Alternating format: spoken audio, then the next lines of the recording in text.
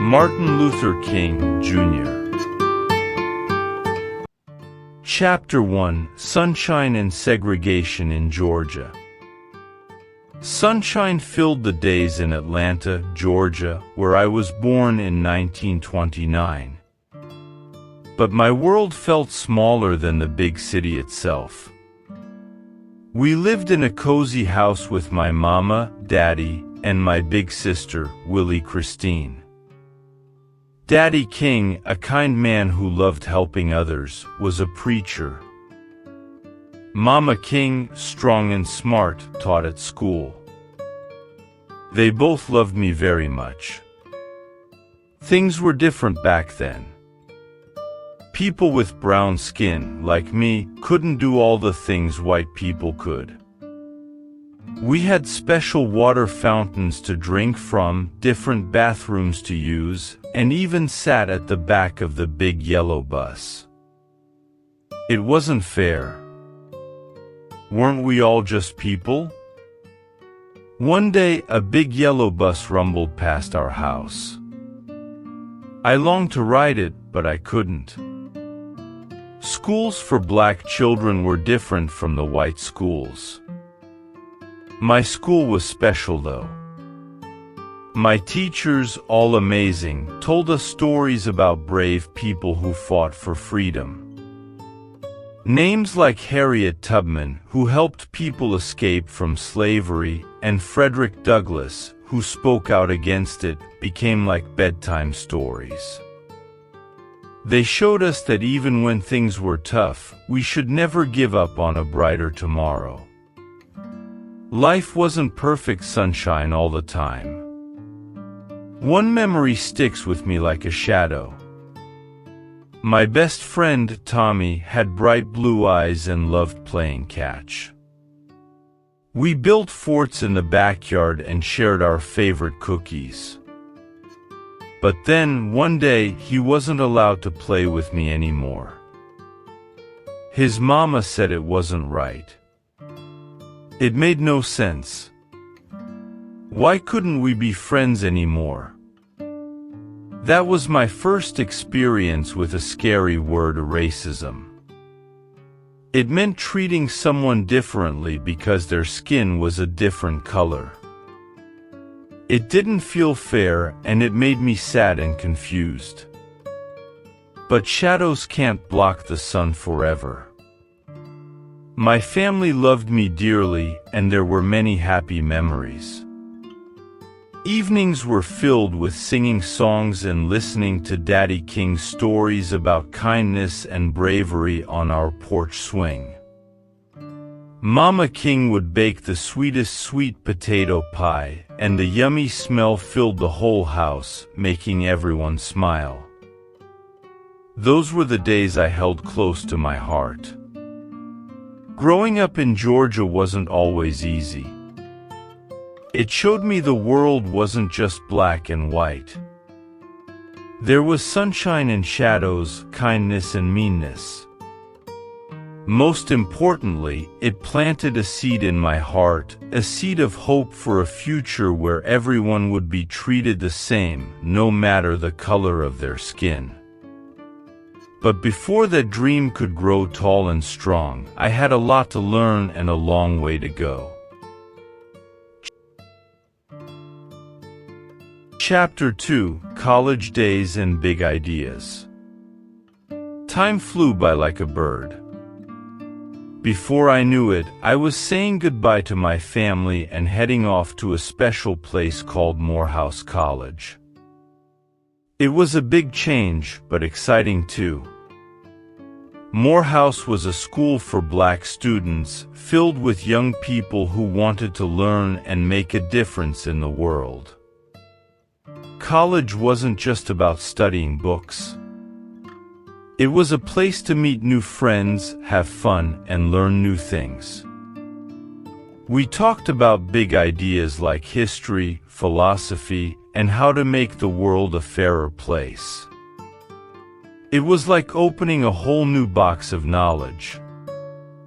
One of the most important things I learned in college was about a man named Mahatma Gandhi. He was a leader from India who fought for freedom from British rule without using violence. He believed in peaceful protest, in standing up for what's right without hurting anyone. His ideas resonated deeply with me. It felt like a light bulb went on in my head. This was the way I wanted to fight for change, with peace and love, not anger and hate. Another big change happened in my life during college. I met a wonderful woman named Coretta Scott. She was smart, kind, and had a beautiful smile. We fell in love and got married. Coretta became my biggest supporter and partner on my journey. She believed in my dreams and would always be there for me, no matter what.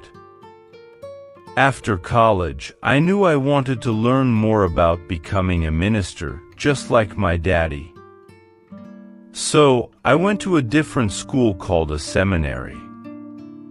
It was a place to study the Bible and learn how to be a good leader in a church. While I was studying, something terrible happened in a city called Montgomery, Alabama. A black woman named Rosa Parks refused to give up her seat on the bus for a white man. She was arrested for it. It wasn't fair. We, the black community, decided we wouldn't ride the buses anymore. We walked, carpooled, and even roller skated to work and school. This boycott, which lasted for a long time, was a big deal. People all over the country started paying attention. That's when my life really started to change. But that's a story for another chapter. Chapter 3: Standing Up, the Montgomery Bus Boycott. The news from Montgomery, Alabama hit us hard. Rosa Parks, a brave black woman, had been arrested for refusing to give up her seat on the bus for a white man. It was a simple act, but it sparked a fire in our hearts. We couldn't stand by and watch this injustice happen anymore. We, the black community of Montgomery, decided to fight back. We wouldn't ride the buses anymore. It was a big sacrifice.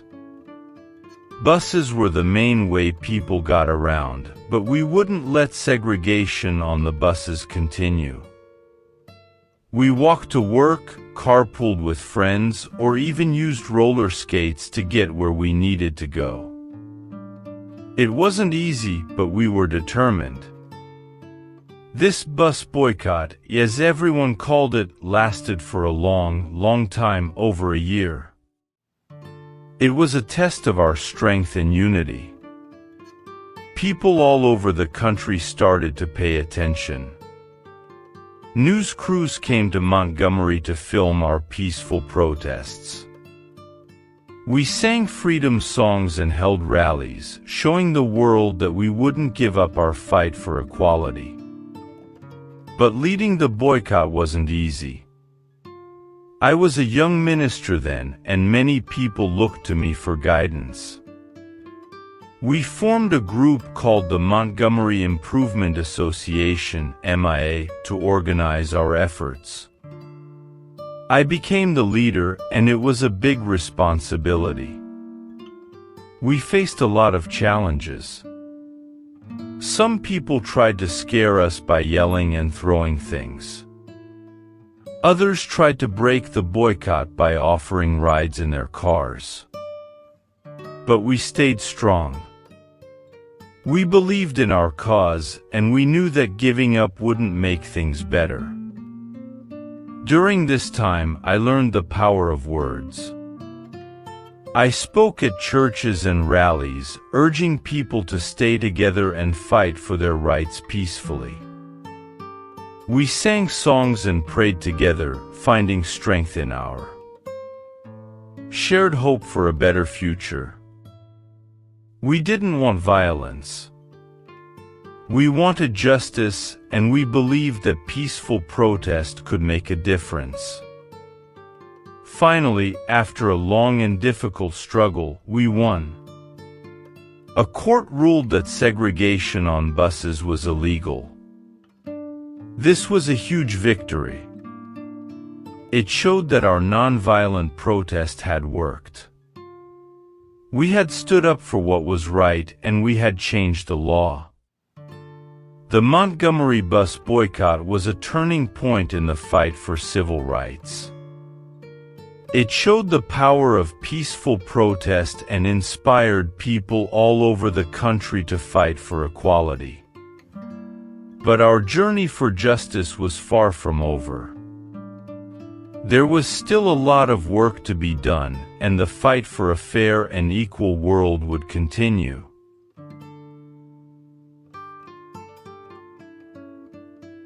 Chapter 4: Marching Together, the fight for equality spreads. The victory in Montgomery gave us hope. We proved that nonviolent protest could work, and the fight for civil rights spread like a wildfire across the South. We formed a powerful group called the Southern Christian Leadership Conference, or SCLC for short.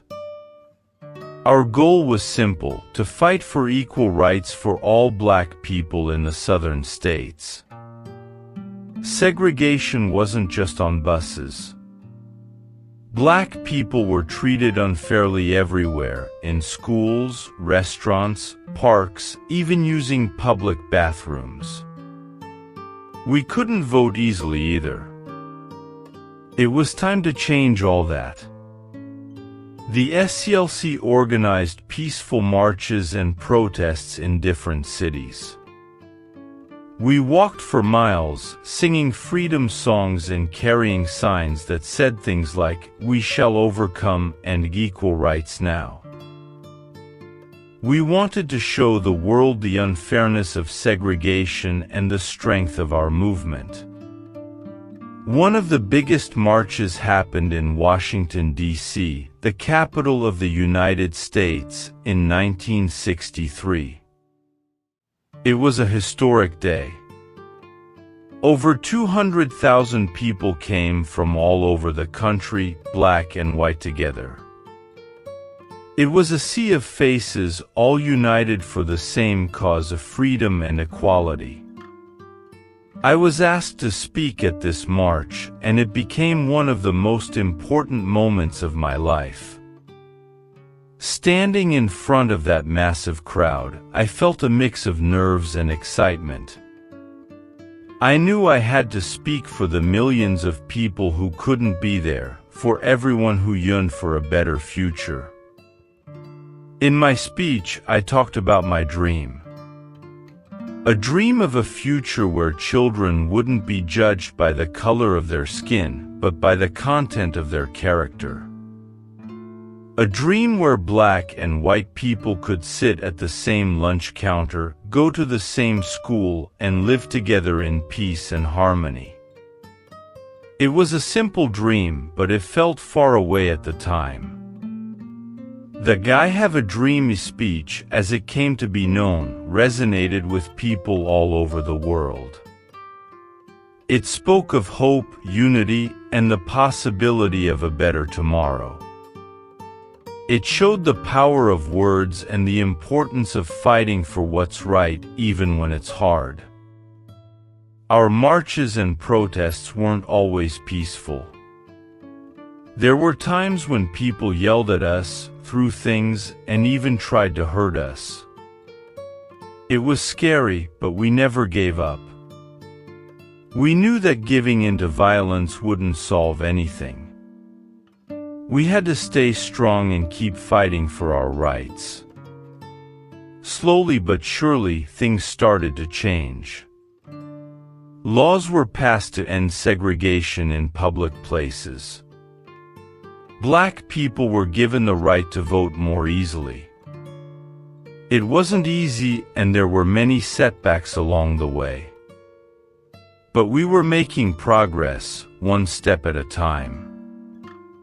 The fight for civil rights wasn't just about laws. It was about changing hearts and minds. We wanted people to understand that judging someone based on skin color was wrong.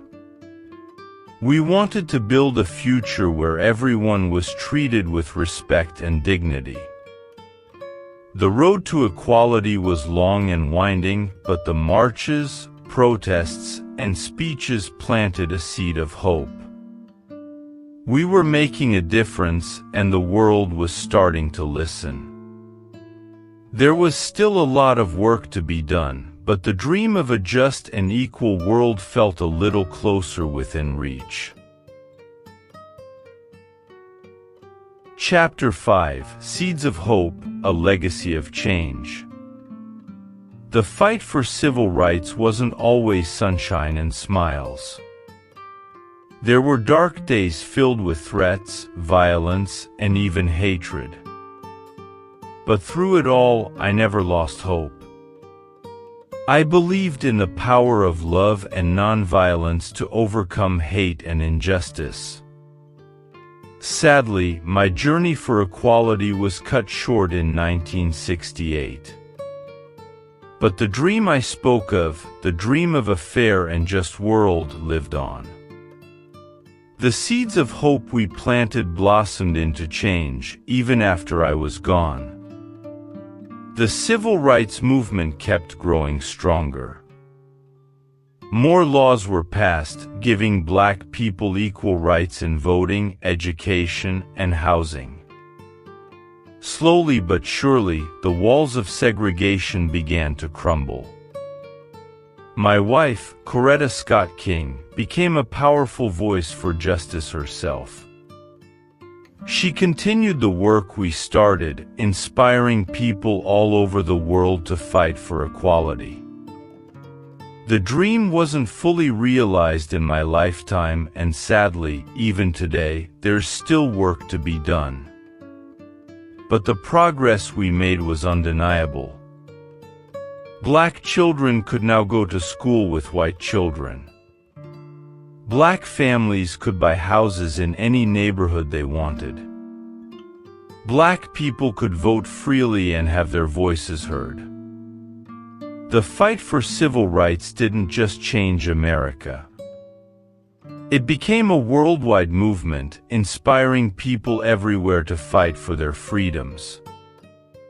From South Africa to India, the message of equality resonated, proving that even ordinary people can make a difference. My story is just one part of a much larger movement. It's a story of courage, sacrifice, and the unwavering belief in a better future. It's a story that shows the power of peaceful protest and the importance of standing up for what's right, even when it's difficult. The dream may not be fully realized yet, but the seeds of hope have been sown. It's up to each of us, young and old, black and white, to nurture those seeds and keep working towards a world where everyone is treated with respect and judged by the content of their character, not the color of their skin. There will be challenges along the way, but by holding on to the dream, by fighting for what's right, and by treating each other with kindness, we can build a future where the dream of equality becomes a reality.